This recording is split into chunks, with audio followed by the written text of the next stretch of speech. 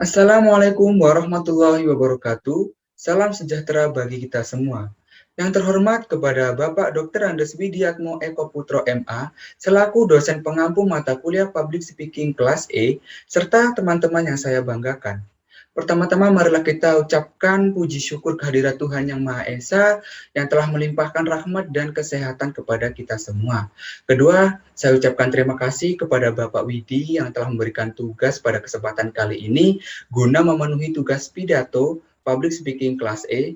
Tak lupa pula saya ucapkan terima kasih kepada teman-teman yang sudah hadir pada kesempatan kali ini. Sebelum memulai berpidato, saya ingin menyampaikan bahwa tema yang akan saya angkat yaitu sampah plastik berbahaya bagi kesehatan dan lingkungan. Semoga dengan pidato kali ini dapat bermanfaat dan memberikan informasi terkait bahayanya sampah plastik bagi kesehatan lingkungan dan juga kesehatan makhluk hidup. Sampah plastik adalah sampah jenis anorganik atau non-organik yang sangat sulit dan tidak mudah untuk diuraikan. Bahkan membutuhkan waktu di sekitar 50 sampai 100 tahun bahkan lebih dari itu dalam proses penguraian sampah plastik tersebut. Banyak sekali barang-barang ataupun peralatan-peralatan yang memiliki bahan dasar dari plastik seperti botol minuman, peralatan rumah tangga, transportasi, elektronik, dan masih banyak lagi. Tak bisa dipungkiri, sedari dulu memang barang-barang yang berbahan dasar plastik ini tak terpisahkan dari kehidupan manusia, karena memang memiliki banyak sekali keuntungan dan kemudahan dalam menggunakannya. Tak lepas dari kemudahan dan keuntungan yang kita dapatkan, itu ternyata juga memiliki dampak yang sangat buruk bagi kesehatan lingkungan dan juga kesehatan makhluk hidup. Dilansir dari situs website Sistem Informasi Pengelolaan Sampah Nasional, setiap tahunnya di Indonesia ini angka lonjakan penumpukan sampah plastik itu mencapai sekitar 33 juta ton, yang notabene berasal dari limbah rumah tangga. Saya ambil contoh yang paling dekat dengan kita, yaitu seperti sampah deterjen dan juga sampah kantong kresek. Nah, itu saja membutuhkan waktu yang sangat lama, sekitar 50-80 tahun bahkan lebih untuk menguraikannya. Sehingga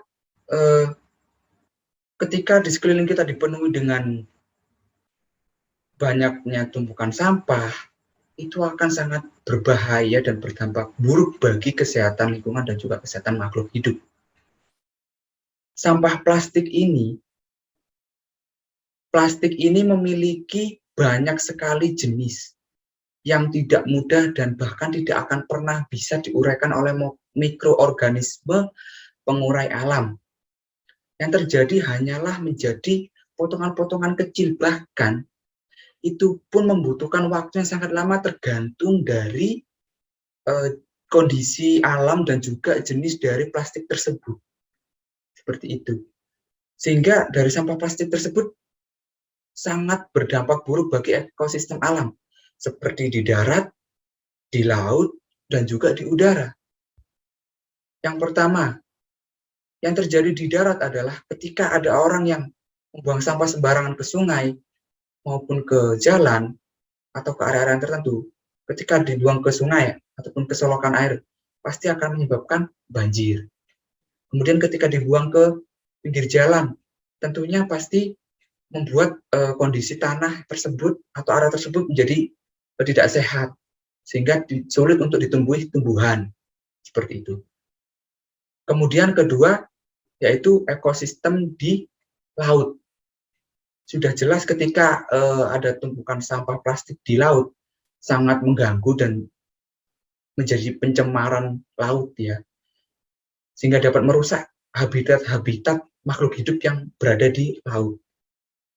Bahkan yang paling parah dapat menyebabkan kematian. Yang ketiga yaitu polusi udara, di mana ketika ada tumpukan sampah, itu akan menimbulkan bau yang tidak sedap, sehingga bau tersebut jadi tercampur dengan udara sehingga udara tersebut menjadi tidak sehat bagi makhluk hidup. Misalnya ke manusia dapat menyebabkan penyakit seperti penyakit kanker, gangguan sistem saraf, hepatitis, dan lain sebagainya. Kemudian ke hewan, ketika hewan memakan potongan-potongan kecil sampah, itu juga bisa menyebabkan keracunan maupun menghirup udara yang tidak sedap tersebut. Itu juga bisa menyebabkan keracunan bagi hewan tersebut. Bahkan yang paling parah dapat menyebabkan kematian. Seperti itu. Begitupun juga tumbuhan. Tumbuhan juga akan menjadi tidak sehat, layu, kurang oksigen, dan lain sebagainya. Maka dari itu, dengan adanya dampak-dampak tersebut, diperlukan upaya atau solusi agar dapat menanggulangi atau menekan angka dari lonjakan sampah plastik.